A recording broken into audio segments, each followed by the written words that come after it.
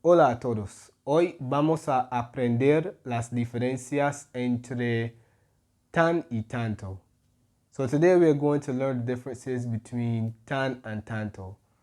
Now, these are both adverbs of degree or quantity, but of course, in the case of tanto, tanto can actually be an adjective, but we'll get to that. And these are very similar to muy and mucho as far as grammatical rules, right? And the link to that video will actually be in the description. So let's look at tan. Let's start with tan. So tan translates in English as so, which as we know is an adverb of degree, right? Tan is an adverb of degree or quantity. In other words, it intensifies qualities. So one of the purposes of tan is to intensify a quality, right? So we're going to use tan before adjectives or adverbs. For example, Vanessa es tan trabajadora. Vanessa is so hardworking. In that case, of course, we could say muy, because muy is also an adverb of degree, right? Or quantity. So all tan is doing is it is intensifying the adjective trabajadora. That's right. In the second example, ¿Cómo pudiste aprender español tan rápido? How were you able to learn Spanish so fast? So we have an example of an adverb, which is rápido, an adverb of manner, right? Because fast refers to how an action is performed. And then we use tan before that. So we have an adverb of degree before an adverb of manner. So tan intensifies that adverb of manner fast, right? Adds intensity to it. ¿Cómo pudiste aprender español tan rápido? So remember, when it comes to tan, right, we need to use tan before adjectives or adverbs. That's a grammar rule, okay? You cannot use tan before any other parts of speech. Adjective or adverb, right? And it would translate as so. Secondly, tan can be used for comparisons and comparisons on the same grounds using adjectives and adverbs, right? But when we use it like that, this is going to be the structure. We have tan followed by the adjective or adverb. Let's call that the quality, followed by como, and then the second entity or element within the comparison. And of course, the first element will precede the tan, because that would be the first part of the sentence, right? So yes, and these are what we will call equality comparisons. So when we want to compare two entities that share a similar characteristic, we can use this structure. Tan, adjective or adverb, followed by como, and then followed by the second entity. Okay? So for example, él es tan guapo como tú. He is as handsome as you. So we have two elements. We have él and then we have tú. Those are the two entities that we are comparing. We are comparing them on what grounds? Or on what quality? Guapo, handsome. So he is as handsome as you. So it's saying that they're both, that the two entities are, both of them are handsome. So that's the way we say as handsome as. They possess the same amount of quantity of, is handsomeness a word? Yeah, what would the noun from that be? Oh, let's just say attractiveness, yes. I'm not sure if handsomeness is a word, so let's just say attractiveness, right? Yeah, but you get my point. Right. Él es tan guapo como tú. So that's the form. And you see guapo would be an adjective. So the same rules apply. Roberto habla tan lento como Antonio. Roberto, well, continue with the Spanish pronunciation. Roberto speaks as slowly as Antonio. So what are we comparing? What are the two elements in the comparison? Roberto and Antonio. What are we comparing them on? Their ability to speak slowly, which of course would be lento, adverb. So that's an adverb. Roberto habla tan lento como Antonio. So as you say, tan, adverb, como, second entity. As slowly as. So simple. So let's do a brief recap before we proceed to tanto. So tan translates as so, and it is an intensifier or an adverb of quality or degree. It is used to intensify qualities, and when we use it like that, we use it before an adverb, we use it before an adjective or an adverb, and of course it does not change form. Secondly, it is used for comparisons when we want to compare two entities on those same grounds. Adjectives are adverbs, right? And when we want to do that, we use the structure tan followed by the adjective or adverb como, and then the second entity. And of course, if we use an adjective, it must always agree with the subject or the first part of the sentence. It must agree with that. This is why we have guapo here, and this is why we have trabajadora here, because it must agree with the subject. All right. So this concludes tan. Let's proceed to tanto. Okay, so we move on to tanto. And what you'll notice is that tanto has many uses. It has more uses than tan, right? And of course, tanto will function like mucho. And generally, tanto means so many or so much. So the first context in which we use tanto, tanto can be used as an adjective. It will appear before nouns and must agree with that noun in terms of gender and number. So that will be the same as mucho. We use tanto followed by the noun. And in this case, tanto has to agree with the noun in terms of gender and number. Therefore, we can have tanto, tantos, tanta, or tantas, depending on the noun, right? As you'll see here. So tanto in this case is what we will call a quantifier. It tells us the amount of something without being specific. So much or so many. Hay tantas personas en el gimnasio. There are so many persons in the gym. Or we could say at the gym, depending on what we want to convey. Why do we use tantas? Because personas would be singular, plural and feminine, right? Plural and feminine. Therefore, we need tantas. Over here, sentimos tanta decepción después de esa derrota. We felt so much disappointment after that defeat. So why do we use tanta? Because decepción is singular and feminine.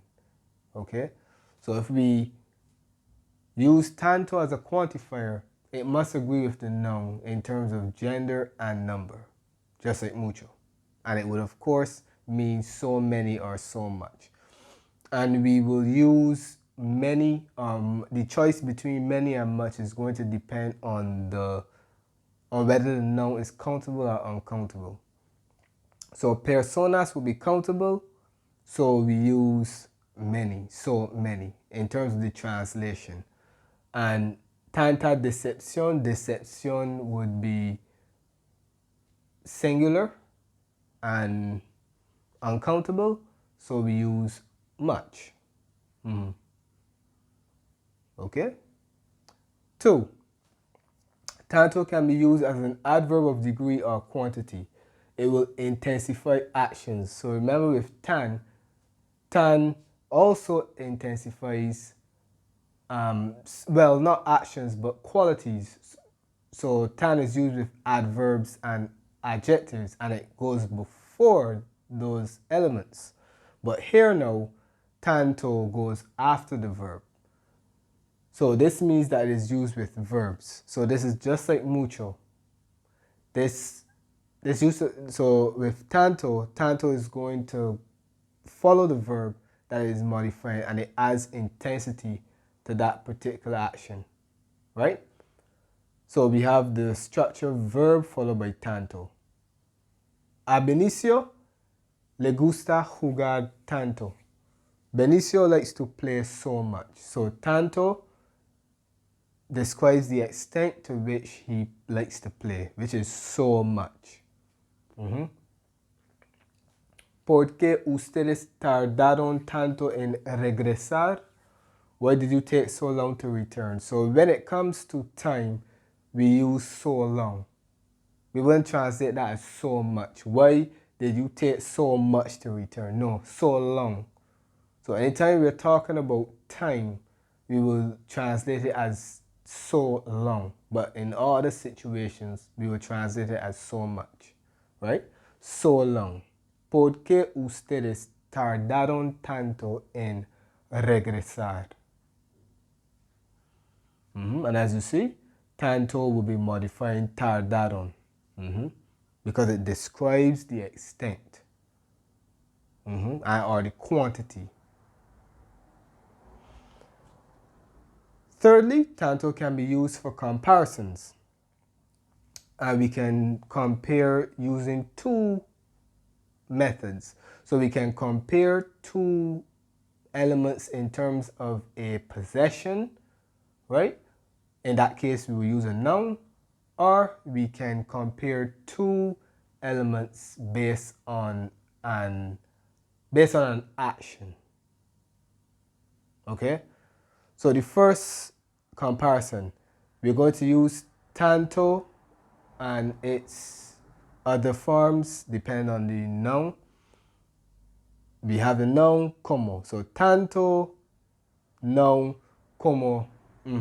And that would be as many or as much the noun as blank.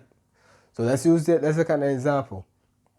Los médicos necesitan tanta paciencia como los profesores.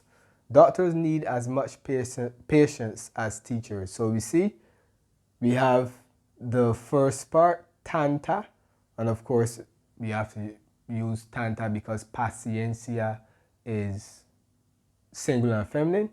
Tanta paciencia como. So we're comparing los médicos and los profesores.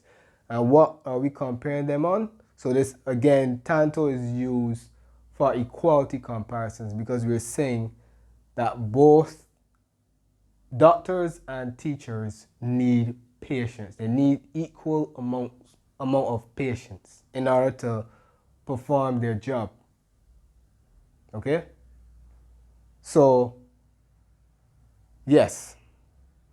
Tanta paciencia como los profesores. And we have a similar example here. Tengo tanto dinero como tú. I have as much money as you. Right? So tanto dinero. Dinero is singular and masculine, so we need tanto. Como tú. So I'm comparing myself to someone else, right? And I'm comparing myself in terms of money, the amount of money I have. So I'm saying that we have the same amount of money. So I say I have as much money as you, right? How are we equal? We have the same amount of money. Tengo tanto dinero como tú. Okay? So that's the first type of comparison, which once again would be two nouns or two entities being compared based on a possession. for example. Secondly, we have a verb. We can compare two entities based on a verb, based on an action. And in this case, the structure is going to be verb followed by tanto como followed by the second entity. So we have entity one before the first verb, tanto como, and then the second entity. So tanto como would occur together, and it would not be separated like you see in the first example, right? And that would translate as much as, right? So, hago ejercicio tanto como un atleta. I work out as much as an athlete. So that expression, as much as, again, equality comparison. So I work out just as much as an athlete. As much as. So how are we similar, or how are we the same? We work out with maybe the same intensity or what have you, right? So as much as. So if we want to compare two entities based on an action, right, we can use tanto como. But once again, the structure is going to be different, right? There's actually another use of tanto, and we can actually use it to include, how would I put this? Yes, we can use tanto to talk about two elements that have equal importance in a sentence. And in this case, it would translate as both and, right? So let me give you an example. Tanto Miguel como Jorge completaron la tarea. Both Miguel and Jorge completed the assignment. So we see tanto followed by the first entity, como followed by the second entity, and then you can continue the sentence. So that would translate as both Miguel and Jorge completed the assignment. So that's how you would use it like that. Another example, cuando era menor, sacaba buenas notas tanto en español como en francés. When I was younger, I used to get good grades in Spanish, both in Spanish and French. So that's the translation. Tanto followed by the first element, como followed by the second element. And the English translation would be both, whatever, and both the first element and the second element, then you continue the sentence. So those are basically 4 uses of tanto. And we have reached the end of this lesson. Espero que ustedes hayan entendido la diferencia entre estas dos palabras. Muchas gracias por ver y hasta la vista.